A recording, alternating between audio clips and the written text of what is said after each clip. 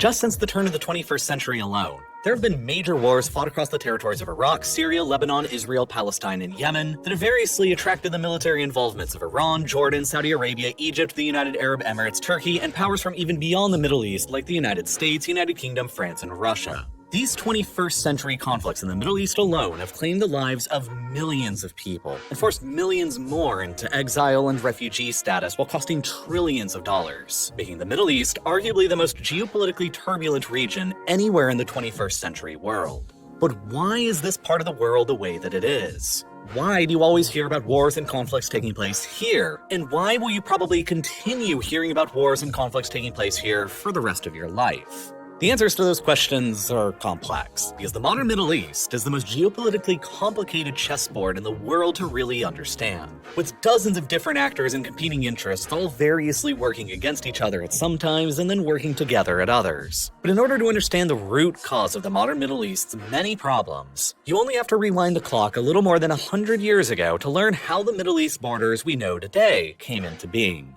and why they have guaranteed more than a century's worth of forever wars and misery for the entire world ever since. For many centuries, the Turkish Ottoman Empire dominated practically the entirety of the Middle East and enforced its own rule of law across the land. Dozens of ethnicities, languages, and religions all compose the extremely diverse peoples of the empire that at one point spanned from Hungary to Yemen. The Ottoman Empire had regions within it, but it had no tolerance for nations. And nationalism within the empire of any kind was always ruthlessly repressed and crushed in the name of greater imperial stability and peace. But the Ottoman Empire eventually entered into a long period of gradual decline, and by the 19th century, the rising British Empire was growing increasingly interested in the Middle East that the Ottomans had so thoroughly dominated for so long. The Middle East, you see, geographically stood in the way between the British home islands and the Crown's most important colony, India. In order to better safeguard British ships traveling between India and the home islands, the British began gradually acquiring protectorates across the Middle East, beginning with the modern United Arab Emirates in 1820, and then gradually expanding from there to include southern Yemen, Bahrain, and eventually Egypt itself in 1888. Nearly 20 years after the Suez Canal had first been completed, which granted the British the quickest possible journey time between the home islands and India by way across the Mediterranean and the Red Sea.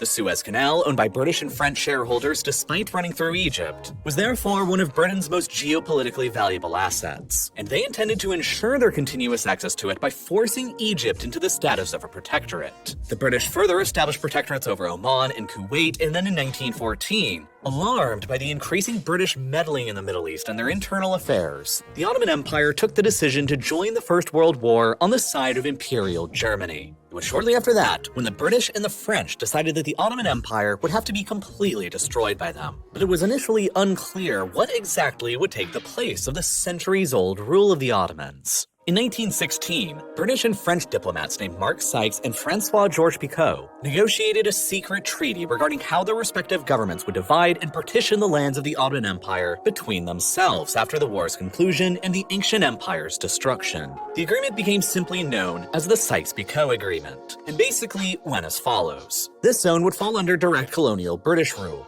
This zone would in time become an independent Arab state under British influence. This zone would fall under direct colonial French rule. This zone would in time become another independent Arab state but under French influence. This zone would be given to the Russian Empire, while the region of Palestine and Jerusalem, with its immense religious significance, would be placed under some kind of as of yet unspecified international administration. These initial political lines that the British and French diplomats drew across the Middle East for the future of the region in 1916 paid little attention to the complex real borders of the Middle East's various religious beliefs, languages, and ethnicities. But the lines were also not just arbitrarily drawn either. While not based on ethnicity, language, or religion, or really even geography in many cases, the lines were instead based upon the older Ottoman internal divisions that they had created, which also had little to no regard for ethnic or religious boundaries in their vast ethnically, linguistically, and religiously diverse empire, where nationalism and separatism was never tolerated.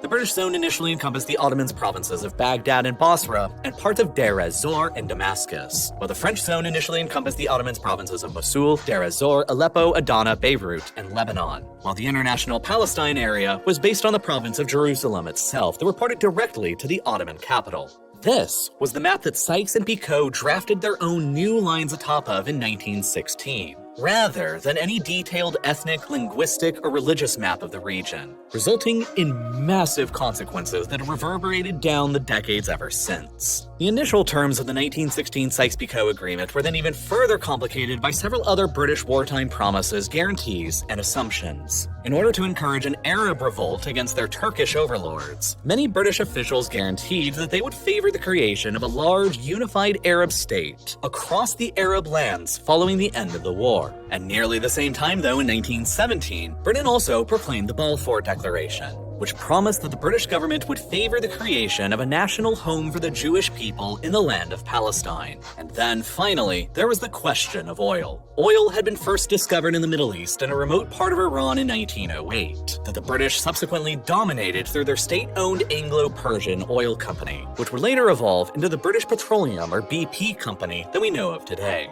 But Iran's oil at the time wasn't considered enough. World War I was proving to everyone involved how critical oil was becoming as a strategic resource to fuel the new machines of war. From battleships to airplanes, and the United States was at that time by far the world's largest producer and supplier of oil. America therefore provided the British Empire with most of their oil needs. But America's president at the time was also Woodrow Wilson, a man who was staunchly opposed to the concept of empires in the post-war world, including Britain's. So, believing America to be a potentially unreliable provider of oil to their empire in the future, the British government was, at the time, highly incentivized to acquire influence and control over as much of the Middle East nearby to Iran as possible, where they believed that potential future massive oil deposits would be later discovered and owned by them, providing Britain with the critical oil it would need to fight through whatever conflict would come to them next. After World War I concluded, the victorious Allies met at Versailles in 1919 to set the terms of the peace, and the borders of the Middle East were shifted once again. The Ottoman province of Mosul was transferred from the French zone of influence over to the British zone of influence, and as the Ottoman Empire was actively collapsing, the Allies pressed the infamous terms of the Treaty of Sèvres upon the dying empire in 1920. The terms of which made even the Treaty of Versailles that was pressed upon Germany seem fairly generous. The terms of the previous Sykes-Picot Agreement between Britain and France would remain intact. With the Russian Empire now gone, a huge independent state of Armenia was to be carved out of northeastern Anatolia. Another independent state for the Kurdish people was to be further carved out of southeastern Anatolia. Italy was to seize control over several of the empire's Aegean islands. Greece was to annex much of eastern Thrace and a chunk around the city of Izmir on the Anatolian mainland, while the area around the strategically important Turkish Straits was to fall under an international regime outside of Turkey's remaining jurisdiction. The Turkish state that was to be left over was doomed to become nothing more than an insignificant rump state.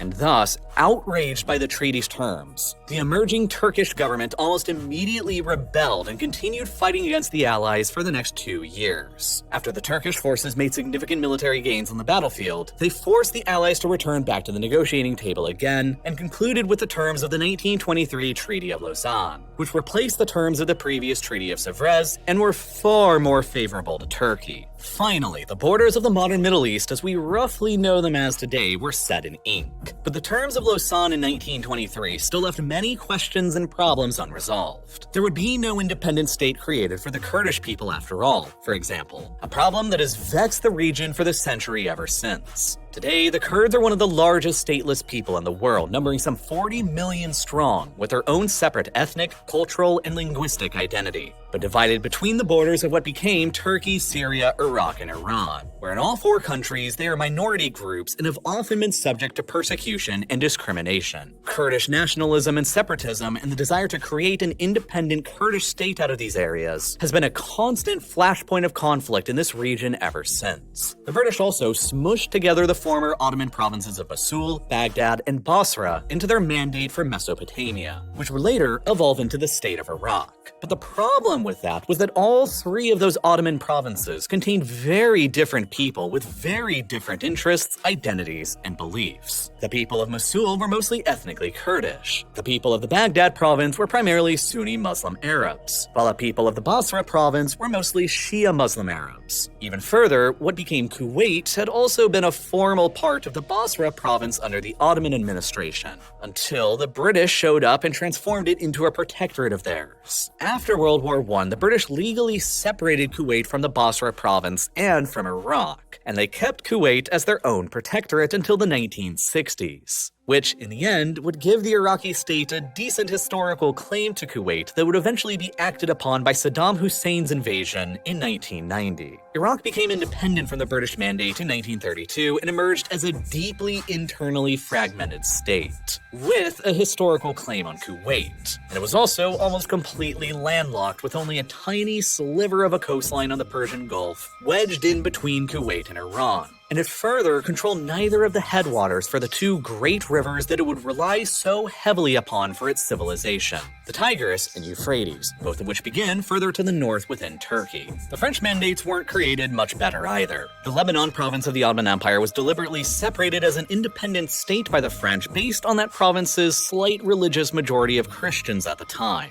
But it had very significant minorities of Sunni and Shia Arabs and Druze Arabs as well. Meanwhile, the polyglot Ottoman provinces of Aleppo, Beirut, Damascus, and Deir ez-Zor were all smushed together to form what became Syria, putting large numbers of Sunni Kurds, Sunni Arabs, Alawite Shia Arabs, and Christian Assyrians and Arabs all into the same country. And then in the 1930s, the Turkish government began pressuring the French to cede over the Syrian province of Alexandretta, owing to that province's large Turkish community. Fearing that if they did not yield to the Turkish demands, that Turkey may join in an alliance with Nazi Germany, the French relented and pushed out Alexandretta from the Syrian mandate as the independent state of Hatay in 1938. Then the following year, in 1939, the independent Hatay state held a highly controversial referendum on annexation into Turkey that was passed, resulting in it entering Turkey as the Hatay province. And ever since then, the government of what would later become Syria has continually claimed the Hatay province as rightfully Syrian territory under Turkish occupation. And even further, the headwaters for the Euphrates River that runs all across Syria begins up in Turkey as well, meaning that Turkish-built dams on the Euphrates and the Tigris present direct challenges to both Syria's and Iraq's supplies of water, leading to further sources of potential conflict between Iraq and Syria on one side and Turkey on the other. Lebanon became independent from the French Mandate in 1943 and Syria in 1946. And Syria immediately emerged with territorial disputes with Turkey over Hatay and territorial claims to the whole of Lebanon based on the French decision to artificially separate it based on religious demographics, while being itself a deeply internally fragmented state along sectarian and ethnic lines just like Iraq and also Lebanon. Then, all of these political divisions created by the Allies' mapmaking between 1916 and 1923 were even further exacerbated by the future discoveries of oil and gas across all of these brand new countries. Oil was only first discovered in Iraq in 1927, years after the borders had already been drawn and settled, marking the first major discovery of oil in the Arab world. Future initial discoveries of oil were made in Kuwait and Saudi Arabia a decade later in 1938, and then much later in Syria and the United Arab Emirates in 1956 and 1958, respectively. But the locations of where the oil and gas reserves were to be discovered across all of these new countries in nearly every single case would ensure generations of nearly continuous conflict over them.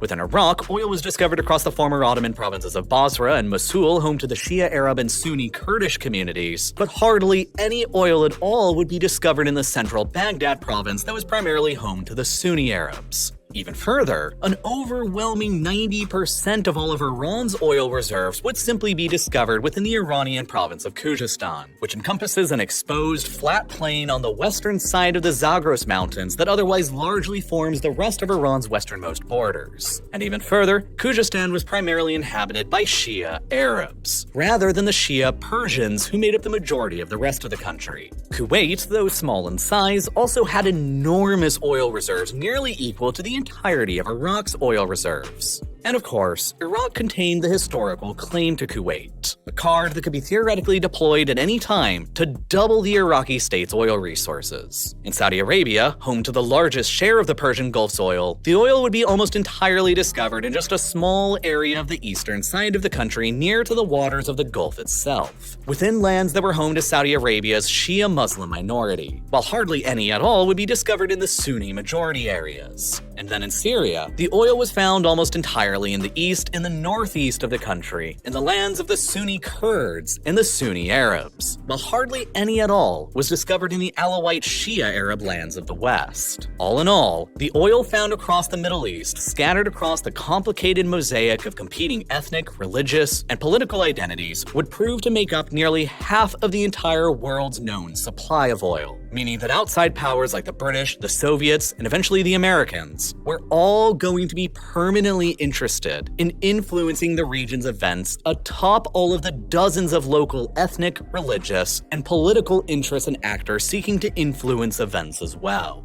And then the British did something else in the Middle East as well. They created a Jewish state out of their other mandate on the other side of the Middle East in Palestine. In the wake of the Holocaust perpetrated by Nazi Germany and Europe, hundreds of thousands of Jewish refugees had been fleeing for their lives to the British mandate for Palestine, encouraged by the British government's own promises for a Jewish homeland made in the Balfour Declaration of 1917, and in the process changing the mandate's demographics, which had previously been almost entirely populated by Arabs. As Britain prepared to release the mandate for Palestine as an independent state following the end of World War II, the newly created United Nations released a plan for the partition of mandatory Palestine in 1947, between a newly created Jewish state and a Palestinian Arab state, and an international administration placed in control over the holy city of Jerusalem. The plan was accepted by most of the Jewish groups, but nearly universally rejected by most of the Arab groups, on the basis that the proposal was too unfair and tilted too much towards the Jewish side. Despite the Palestinian Arab population at the time in mandatory Palestine being more than twice as many as the Jewish population was, the 1947 UN partition plan called for giving the Jewish state 62% of the mandate's land,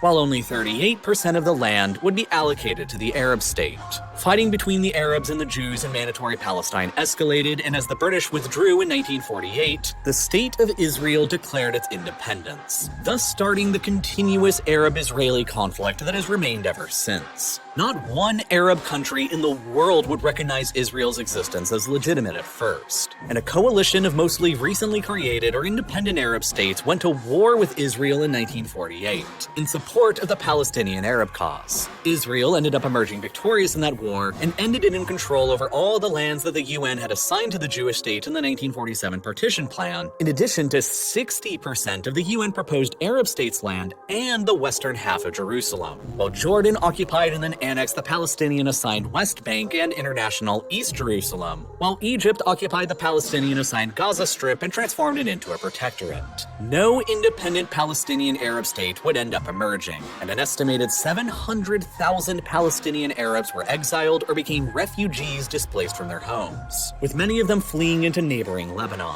in an event that they referred to as the Nakba, or the catastrophe, which would gradually alter that country's demographics to being more Muslim-dominated, leading to future internal demographic conflict in that country, like the long Lebanese civil war that would last between 1975 and 1990. At the same time, hundreds of thousands of additional Jews would migrate towards Israel from the shattered communities left behind by the Nazis in Europe, further tilting Israel's demographics more in favor of Jews. The defeat of the Arabs against Israel in 1948 gave way to the rise of Gamal Abdel Nasser in Egypt, a secular Arab nationalist who dreamed of unifying all of the Arab lands in the Middle East beneath a single Arab superstate that would utilize most of the Middle East's oil as their super weapon. A super weapon that he hoped would lead to the defeat of Israel and its primary backer, the United States. Nasser came to power in Egypt in 1954, and he would only be the first of many post-World War II Middle Eastern leaders who would set about to change the map of the region set into place by Sykes and Picot. He railed against not only Israel and the United States, but against the Arab monarchies like Saudi Arabia and Kuwait as well, whom he saw as corrupted and who were actively developing closer relations to the United States over their vast oil resources. In 1956, Nasser took the fateful decision of nationalizing the Suez Canal and destroying the ownership structure over it that had been dominated by the foreign British and French shareholders for nearly a century. The British, French, and Israelis all retaliated with war and an invasion of Egypt Egypt to try and regain colonial control over the canal. But this time, both the United States and the Soviet Union alike rebuked the colonial invaders, and Egypt emerged victorious, catapulting Nasser and his flavor of secular Arab nationalism to the status of much of the Arab world's new champion. In 1958, a coup by military officers in Syria pledging personal loyalty to Nasser took over the country and joined it with Egypt in the short-lived United Arab Republic, which only fell apart years later in 1961 when a group of Syrian officers launched another coup towards Syria. Civil war in North Yemen exploded the following year in America's government there, and Nasser-style Arab nationalism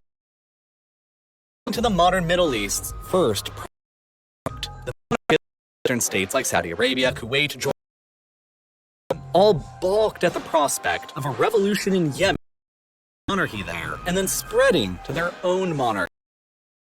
Intervened militarily on behalf of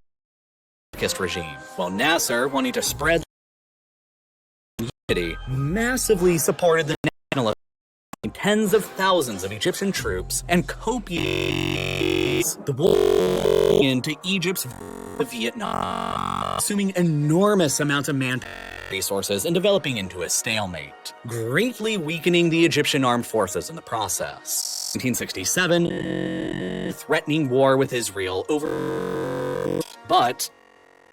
defeats in Yemen, the Israelis decide first. Surprise Israeli airstrike forces caught them completely off guard. Rapid Israeli military against Egypt, Jordan, and Syria, known as the War. Israel occupying the Golan Heights from Syria, the West Bank and East, and the Gaza Strip and the Sinai Peninsula from Egypt. Placed eastern bank of the Suez, which caused Egypt to shut the canal down to all mariners. Jewish Israeli settlers would then begin to move in and colonize all of the recently occupied territories, leading to further conflicts between the Israeli state and the Arab and Islamic worlds. And then, crushed and humiliated by the defeat, Nasser was forced to withdraw from the war in Yemen and died shortly afterwards from a heart attack at just 52 years old in 1970. It was also around that time that the British Empire decided that they could no longer financially maintain their commitments to security in the Middle East and the Persian Gulf, and critically, all of the oil there. In 1971, the British protectorates of Bahrain, Qatar, and the modern United Arab Emirates in the Gulf were all finally granted their independence. And without the British there any longer, the United States began taking an increased interest in the region instead, wishing to maintain the status quo and regional stability in the Gulf in order to safeguard the world's supply of oil, in contrast to the frequent wars that were being fought over on the other side of the Middle East. The United States began encouraging their ally at the time, Imperial Iran, to step forward as the new guarantor of the region's security and to block the expansion of the Soviets from entering into the Gulf. Massive amounts of American weapon sales were made to arm Imperial Iran for this exact purpose. A policy that would quickly backfire very badly. But on the other side of the Middle East, Nasser's Arab nationalist successor in Egypt, Anwar Sadat, and the recently risen to power Arab nationalist in Syria, Hafez al-Assad, decided to join forces again and attack Israel in order to reclaim the occupied Golan Heights and the Sinai Peninsula. Israel once again emerged victorious in that war, but fearful that they would not always be so capable of winning surrounded by enemies. The 1973 Yom Kippur War paved the way for peace between Egypt and Israel 6 years later in 1979, following the Camp David Accords negotiated by the Carter administration in the United States, in which Israel agreed to dismantle all of their settlements in the Sinai Peninsula and return it back to Egypt, in exchange for Egypt recognizing the legitimacy of Israel's statehood, which made Egypt the first country in the entire Arab world to ever do so after more than 30 years of Israel's existence. Peace between Israel and Egypt had at last been achieved, but the peace was denounced by every other Arab state in the world, including most of all, by Syria, which by that time was under the nearly totalitarian regime of Hafez al-Assad and his brand of extremely militant secular Arab nationalism, or Ba'athism. Egypt was expelled from the Arab League for a decade over the peace agreement. Sadat himself was assassinated by Egyptian Islamist militants who believed that he was a traitor, and Syria began championing itself as the new primary backer of the Palestinian Arab cause. As more and more Palestinian refugees fled into neighboring Lebanon, that country's extremely diverse demographics began tilting ever more in favor of the Muslims, to the point where the Christians eventually became less than half of the overall population. The Lebanese Christians had generally dominated the government, and they generally sided with Israel in the Western world, while the Lebanese Sunni and Shia Muslims generally sided with the Arab and Muslim world instead, eventually culminating in the explosion of a complex and multi-sided civil war beginning in 1975 that would last for 15 years until 1990. Ba'athist Syria would invade Lebanon in 1976 and then spent years attempting to integrate and annex the country directly into Syria, based on the separation that the French had done with their map-making after Sykes-Picot. Israel would also invade Lebanon in their attempts to fight against Palestinian forces there and secure the safety of their northern border, leading to direct Israeli and Syrian fighting in the country as well. The Israeli occupation in Lebanon would only end in 2000, while the Syrian occupation only ended in 2005. In retaliation for their worsening relationship with Syria, Israel unilaterally declared to annex the occupied territories of East Jerusalem in 1980 and the Syrian Golan Heights in 1981, setting it on the path of a permanent territorial dispute with Syria that lasts into the present day, as each side ever since has claimed that the Golan Heights is a core part of their integral territories. And at nearly the same time as these events were ongoing, a revolution exploded in Iran in 1979 that toppled the autocratic US-aligned monarchy of the Shah and replaced him with a new revolutionary theocratic regime dominated by the Iranian Shiite Muslim clergy and their leader, the Ayatollah Ruhollah Khomeini. The new revolutionary Iran completely changed the way the Middle East worked, because they emerged as the first truly Islamist government in the region. The new Iranian regime's Shia Islamist ideology believes and continues to believe in the concept of a grand Islamic civilization, consisting of all the Islamic peoples and territories all across the world, and that all of these Islamic territories should be united under the rule of the Islamic clergy and their supreme leader. The new revolutionary Iran was also open about their desire to export and spread their Islamic revolution, first to the Shia Muslim majority lands across the Middle East in Iraq, Syria, Lebanon, Bahrain, Saudi Arabia, and Yemen, and then from there to the rest of the Islamic world. All of the monarchies in the Islamic world, like the Arab monarchies of Saudi Arabia and the Gulf states, were to be toppled during this revolutionary process, while Israel, in the Iranian mind a Western occupier of rightfully Islamic lands, would have to be completely destroyed. These foreign policy goals would ultimately make Iran a bitter and irreconcilable enemy of both the Israelis and also the Saudis and every other Arab monarchy across the region, in addition to the United States, all of whom wish to contain the Islamic Revolution within Iran and prevent it from spreading any further. It also initially made Iran a terrifying enemy within Iraq, where power had just recently been seized by the Ba'athist secular Arab nationalist Saddam Hussein, just as the revolution in Iran was erupting. Saddam and his ruling clique of Ba'athists in Iraq came from the Sunni Arab minority of the country from the former Ottoman province of Baghdad, and he deeply feared revolutionary Iran's exportation of the Shia revolution into the Basra area of Iraq, where the majority of the population were also Shia, and where the majority of Iraq's oil reserves were also located. Thus, determined to kill the Iranian revolution in its cradle before it could spread, Saddam invoked the call of Arab nationalism when he decided to send the Iraqi army invading into Iran in 1980, with the stated goal of conquering the Arab-majority province of Khuzestan on the flat plain west of the Zagros Mountains, and adding its massive oil resources to his own already large existing Iraqi oil arsenal, and setting himself down the path as the next great aspirant to the mantle of the Arab hero who would rail against the map of the Middle East created by Sykes-Picot.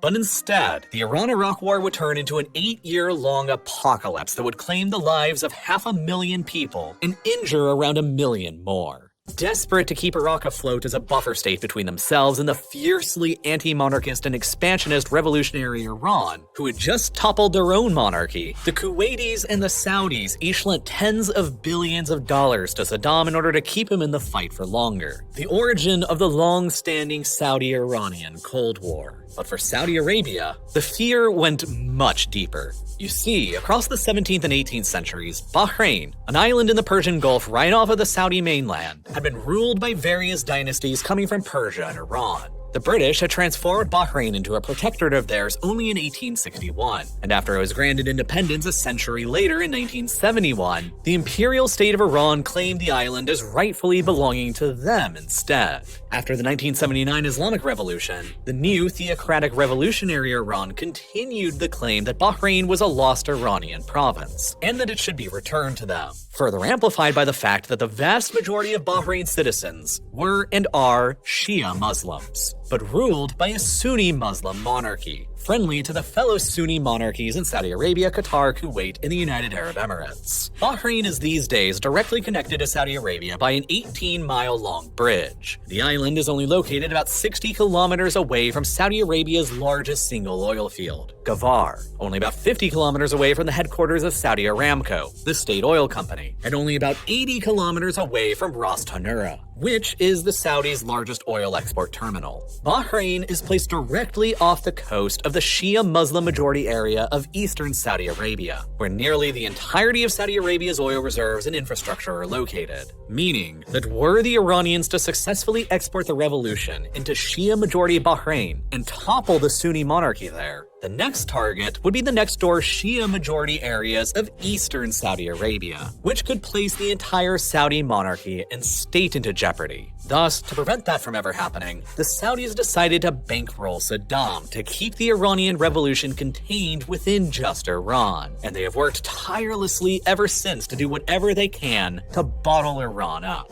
After the Iran-Iraq War concluded in a stalemate without any changes made to the borders in 1988, Saddam requested that Kuwait forgive the $65 billion worth of loans that they had given him to fight against Iran. And after they refused, Saddam went on to utilize Iraq's theoretical historical claim to Kuwait and invaded that country next just 2 years later in 1990, annexing it and adding all of its own oil reserves into Iraq proper. The Iraqi conquest of Kuwait suddenly doubled the amount of oil reserves that Saddam controlled, and placed him personally in control of nearly a fifth of all the known oil reserves in the world. Then, the Iraqi army began lining up on the Kuwaiti border with Saudi Arabia next, a stone's throw away from the massive oil fields in Saudi Arabia. It appeared quite obvious that Saddam was planning on using the Iraqi army to invade Saudi Arabia next and conquer their oil fields as well, which would have further boosted his control over the world supply of oil to nearly 45% of it, which would have made Saddam Hussein the master of global oil, and given him the fuel he needed to continue on with his ultimate ambition of unifying the Arab world beneath his authority and finally overturning the map drawn up by Sykes and Picot.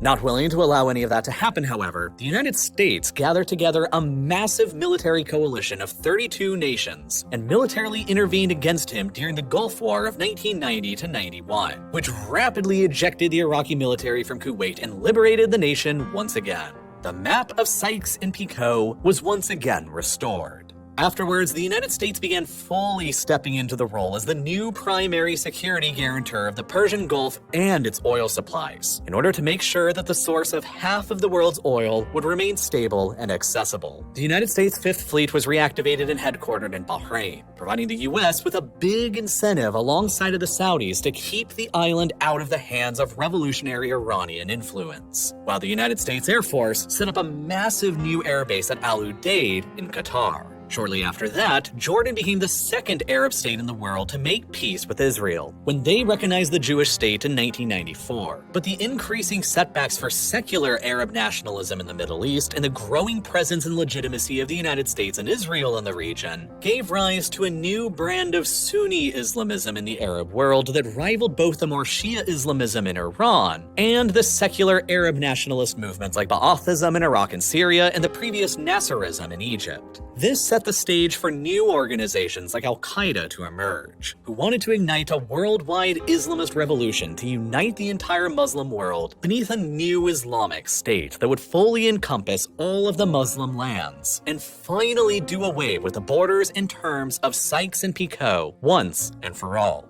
This newest challenge to the map of the Middle East, set by Sykes and Picot, would eventually evolve even further into the form of ISIS, an even more radical Sunni Islamist organization with roots in al-Qaeda that for a time in 2014 and 2015 exploded onto the world stage with a series of conquests across the border between Iraq and Syria, a border that had been set by Sykes and Picot a century before their time in 1916, and a border which they were adamant they were going to finally be the ones to destroy, just like many others before them, and probably like many more in the future. But unfortunately, due to the inherently violent, controversial, and recent nature of discussing how an organization as infamous as ISIS managed to catapult itself into such a position of power in the Middle East, the next part of this video would almost certainly cause the rest of the video to become demonetized and age-restricted, which ultimately would mean that YouTube's algorithm would have never promoted any of this video to you, and you would probably never have seen any of it. But thankfully, I was still able to produce the next part of this video anyway, because of the power of Nebula, where you can go and watch the next 40-minute part of this video, covering exactly how ISIS managed to rise to power in Iraq and Syria and become the latest force in the Middle East seeking to overturn the results of the Sykes-Picot Agreement.